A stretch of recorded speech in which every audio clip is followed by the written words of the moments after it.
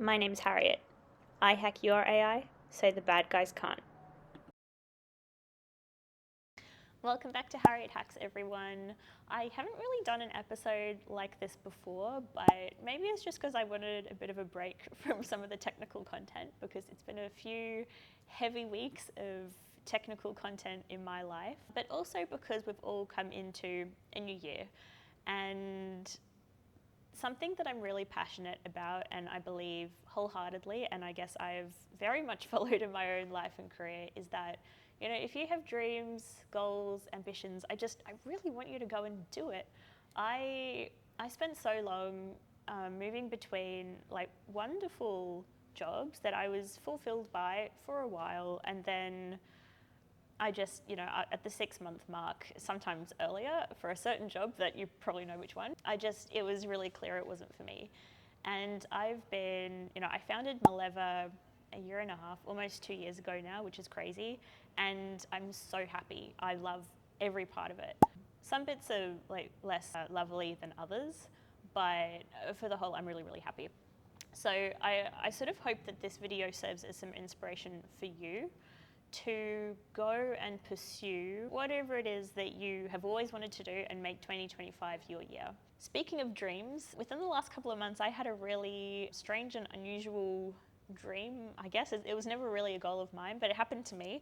I'm in Vogue as one of their founders to watch, which is really cool.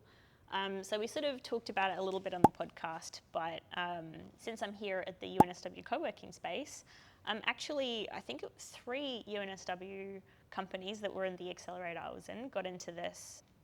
There were 5 finalists listed, and 3 of them were from this accelerator. So I don't think it's rigged in any way. I think it's just that it's a really good, it's a particularly prestigious sort of accelerator.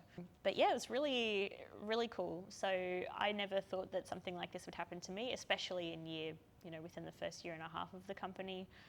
We're obviously still growing, but it's really nice to get some, I don't know, just to have someone else care about how we're doing as well. So if anyone out there is sort of struggling with, wondering if people care, I care. I care that you're working on something that you're passionate about and that you're making AI more secure. And one day you might get to be in some designer clothes like me. But I'm very grateful for the experience. It hasn't made me want to become a designer fashion girl. The entire outfit cost $30,000, and do I think it was worth it? Absolutely not. I would never pay that amount of money for that outfit, but I'm incredibly grateful that I get to have that opinion because I tried them on. So go pursue your dreams. Who would have thought that that would happen to me at the end of 2024? Of course, this is an AI security channel, so I'm sort of going to limit the conversation a little bit to AI and AI security. But, I mean that more generally. Anything you want to do, usually 99% of the time, the only reason you're not doing it is because you have chosen not to do it in some way. And if you make that active choice to go and do it, it'll work. But if we're going to focus on AI and AI security, I'm thinking that maybe you're in a job where you want to pivot into the AI space a bit more, and you're trying to upskill, or you're trying to identify what kind of opportunities are out there. I mean, I don't know why else you'd be watching this channel. Maybe you're a student and you want to study AI or AI security. Maybe you are coming to the end of your degree. Maybe you just think I'm cool, and I'm here for that. I'll take it. But whatever it is, I want to go through some of the opportunities that have been really key in my journey, and I've seen in my friend's journey. And especially because, this is the 4th year that I've been working in AI security, and it's been a decade or so that I've been in AI generally, and I've seen the kinds of opportunities really change. So as a way of introduction into the landscape, that's sort of what I'm going to be covering today. Now, if you haven't already, please subscribe to my channel. Please like this video. It just helps me feel good about doing this. Sometimes I wake up and I really don't want to have to talk to a camera, so it'd be lovely to show your support. Also, please contribute to the conversation. I love the idea of being able to build a community of people who really care about AI security, and it's been really cool to see some of the conversations already in the comments, on my LinkedIn posts. If you don't follow me anywhere else, please feel free to do that. I'm on LinkedIn, Harriet Farlow.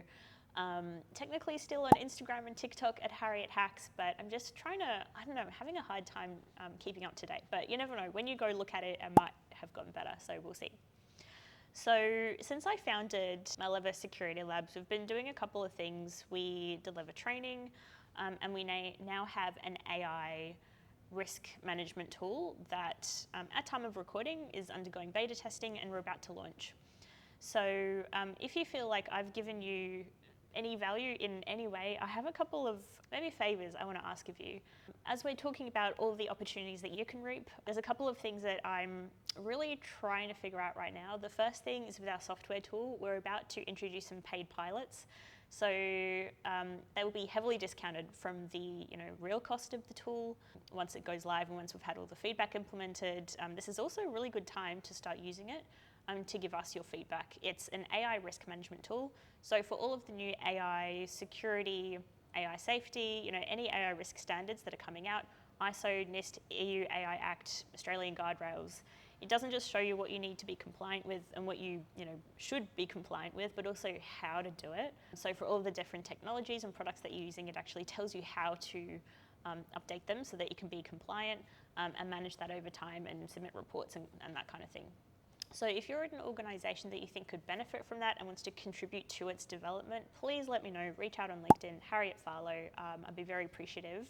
The training that we've been delivering, it's AI security training and ML SecOps. It's how to help leaders understand AI, but also how to help practitioners secure AI. We've been delivering it in person in Australia, and it's so much fun, and I'm really proud of it. But we're trying to launch it to a virtual format so that we can be a bit more inclusive of people in different geographies and time zones. So if you or your organisation is interested in that kind of training, do also please let me know. We're still figuring out a lot of these bugs. But that's me. Thank you. Opportunities for you. So I really hope that you can learn from the 2 years or so that I have learnt a lot through trial and error about the AI security space from the entrepreneurial perspective. So we're thinking about opportunities for you. We're thinking education, jobs, grants, investment. So that's the lens that I'm going to talk about this topic through. So the 4 years that I've been in this space, I've seen a really big transition in let's start with the training. When I was at university, there was absolutely no knowledge of AI security in the data science courses that I was doing. It was seen as a very, very different sort of discipline, and I mean, back then, it was 10 plus years ago, it wasn't really acknowledged at all. This was before some of those early adversarial machine learning papers like Zegedy and Goodfellows came out. Of course, during my PhD, I learned a lot about adversarial machine learning, but it wasn't traditionally taught. I've started to see a real change in this. I know that there are universities that are teaching adversarial machine learning concepts. I've seen it at the universities here, in wherever it is I happen to be at the moment. I'm usually based in Canberra, currently in Sydney. My house in Canberra is on Airbnb, so I'm staying in it at the moment. That's a whole thing.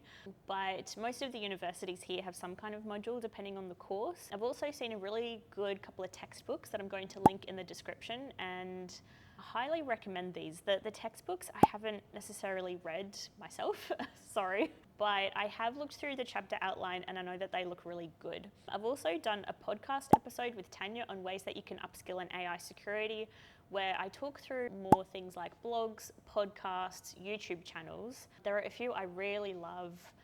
Rob Miles, I love watching for AI safety. A podcast I really like is the AI Daily Brief or the AI Daily Breakdown, the recently changed names. As a bit of a different flavour, if you're coming from a cyber background and you're interested in AI risk, as I know some of my audience members are, I highly recommend the Cyber Risk Management podcast. I'm going to link that as well. I actually listen to this every episode and I love it. And they've had a couple of AI episodes recently. They had Daniel Meisler on, sorry Daniel. So if you're interested in more of a cyber AI risk management flavour, I recommend that, but I'm going to link to the podcast episode so you can go find all of those resources. The thing to note is that there are so many more resources now and they're getting better, and they're looking at it from more of an AI security flavour rather than pure adversarial machine learning. It's a lot more implementation and practice based. So I highly recommend you go and check those out. The other thing I really recommend is that you go and find people who are working in these spaces and talk to them. Whether you're going to conferences, which I love, for example, as a means of actually being able to talk through your ideas with the attendees there. I recently went to the AI Safety Forum in Sydney, Australia. Every year in Vegas, they have the AI Security Forum, which is honestly my, in my top 10 days of the year. It's just so exciting and obviously very, on my page, it's a specific AI security forum. But all of these conferences tend to use things like Swapcard. And I highly recommend checking all the people out before you go, because the kinds of people who are taking the effort to be there and be around other people are the kinds of people who care about it. So whether you connect with them at the conference or afterwards, you know that they are there to connect with people.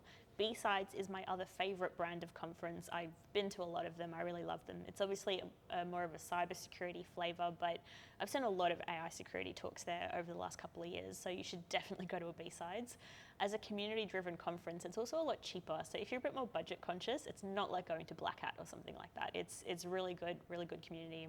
If you're in a workplace and you want to learn more about it, go to people from the other teams that you're interested in. When I was doing my PhD/masters at the time, for all the different assignments or tasks or papers I was looking at, I could always find someone from the organizations I was in or the various work teams that I was a part of to find and ask about it. And generally people are really excited when they know that people are interested in the work they're doing. So I encourage you to do that. Okay, that's education and training. From the job side, there are not that many jobs in AI security on the whole, I will say that. But over the last 4 years, they have, if it went from 0 to 100, that's sort of what it's like. I can't say, 100-fold increase, because it literally started at 0. But it's really increased. And in Australia recently, I saw a job for the Director of AI Security advertised at Optus, which is one of our big 2 telecommunications providers. So I was really excited by that. And I know that Telstra already has a pretty serious AI security practice team as well. There's a lot of cool research that comes out of those people. So it's something that is burgeoning in Australia. In other markets like the United States, there are a lot of companies that are looking at things like AI penetration testing, for example. A company called Robust Intelligence was recently acquired by Cisco, which is, cool, and I guess speaks to just how seriously it's being taken. Other companies include Protect AI, Lakera. They're all doing really cool things. So there are lots of jobs in AI security. I won't speak for them if they're hiring, but there are lots of companies who have roles in AI security at the moment. There is a bit of a market flavour. So, as I'm currently based in Australia, it's less so on the research side and more on the practice and implementation side.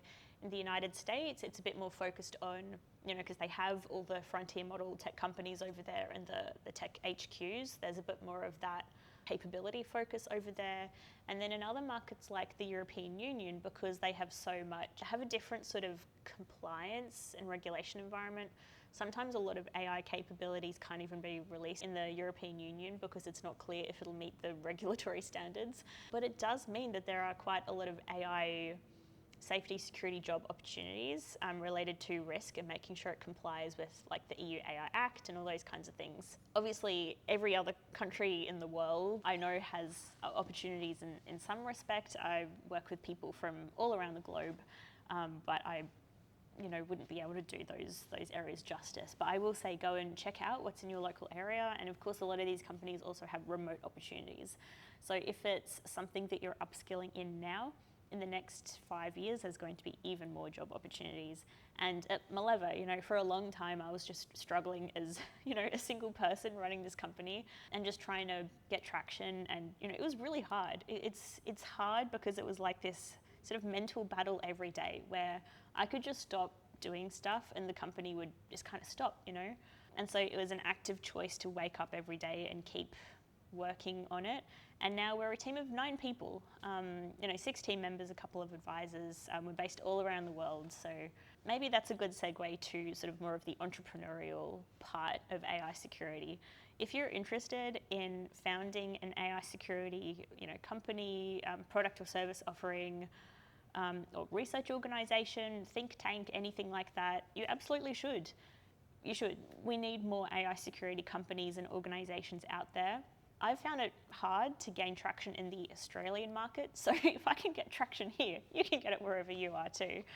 A few things I've found really helped were going to conferences and connecting with my peers.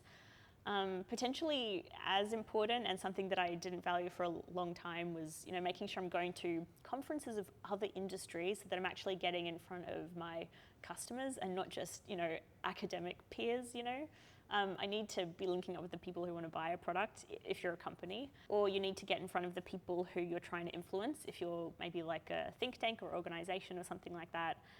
The few things that helped me get traction really early on were trying to build, say, consulting revenue. So through advisory and the training, that's a slightly easier way, I guess, of building revenue than starting to develop a product straight away. And the other thing is to look into every funding option available to you. There are so many AI grants at the moment. There are so many AI research grants with, a safety flavour, but also often with a security flavour too. We were awarded a grant by Foresight really early on, which helped us do some research. I am in an organisation called Future of Life, and they have things like PhD sponsorships and fellowship programs where they support early career researchers, which is also a way of supporting yourself and working on a problem that you think is interesting and impactful, but you don't necessarily have an employer. It means that I'm often sort of linking up with other organisations and grants. I often review grant applications and things like that, and there are a lot of opportunities out there. So make sure you're looking into them. I think the challenge can be that it does affect what you want to work on because they will often have priorities, and if your specific work doesn't meet those priorities, it'll be a lot harder to get funding.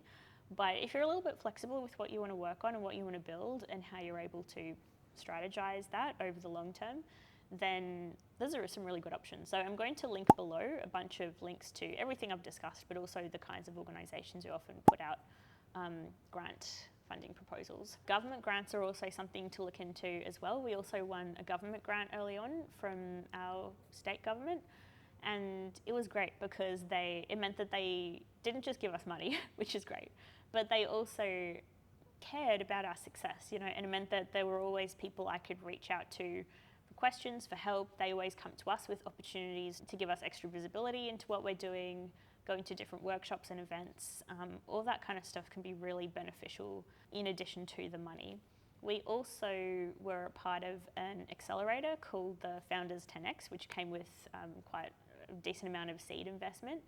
And that has been really valuable. For a long time, I didn't want to get any kind of investment. The plan is still to not go down the venture capital route. But I did find the accelerator a really founder-friendly way of not just also raising money, but getting visibility, help, connecting with other founders.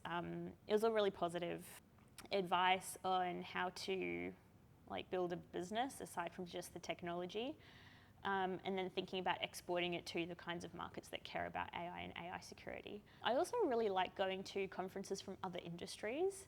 One of the best conferences I've been to was called BitchCon. I think I can say that here. Sorry for swearing. It's basically this female business owners group called Like-Minded Bitches Drinking Wine. Shout out to Jane Liu. She was on Australian Shark Tank. And most of the business owners in this group are fashion, wellness, beauty brands. But I went to this conference and I honestly found the business advice so much more useful than a lot of the tech-related business advice I've seen. Because in those industries, it's so much more about, you have your small pool of funds that you've raised and saved yourself, and then you put it into developing your business, and then as soon as possible, you want to be generating revenue. Whereas for tech businesses, a lot of the time the focus is on getting venture capital. So I haven't found a whole lot of advice in the tech space about actually generating and growing sustainable revenue and things like marketing and sales to support that. It's often just very geared towards get your proof of concept out to venture capitalists and then, lose most of your company to them. So depending on whatever your goals are, maybe your goal is to go the VC route, make sure that you're exploring other industries, seeing how other people do things, and then, there's a lot of people out there with very well-intentioned advice, but at the end of the day, you're the person who knows what you want your venture to be, or your career to look like, or your study pathway to look like. So it's always important to listen to the advice of experts, but it's also really important to trust your own intuition, and sometimes just to block out all of the people who are giving you advice that is well-intentioned but just not appropriate to your goals. So I hope that this is some words of encouragement. These are all things that have really helped us on our journey so far, and I think the AI security space is a really exciting one to be in, especially now. It's really gearing up. Not only is there more attention to it, there's more maturity, but I personally think it's really important. The reason I started the business was because I used to work in intelligence, and we were starting to see the national security community take AI security extremely seriously, and I wasn't seeing that same level of seriousness in sort of among other private companies. And so I wanted to help them understand how to secure their systems to prevent attacks, before they really hit the mainstream. And now that there is so much more awareness of the ways that you can target and attack AI systems in all sorts of ways, I think this aspect just becomes even more important. So maybe you're really interested in AI because you think it's cool and it's fun to hack an AI, and it is, but it's also incredibly important because securing our AI systems will secure the ways that that our societies function, and our national security, our economic security. AI security is fundamental to all of that. So please, I hope everyone has a really wonderful 2025. Go and pursue your AI security dreams and whatever other dreams that you have as well. And please keep following me, and I'm sure I'll see you at a conference sometime soon. Bye.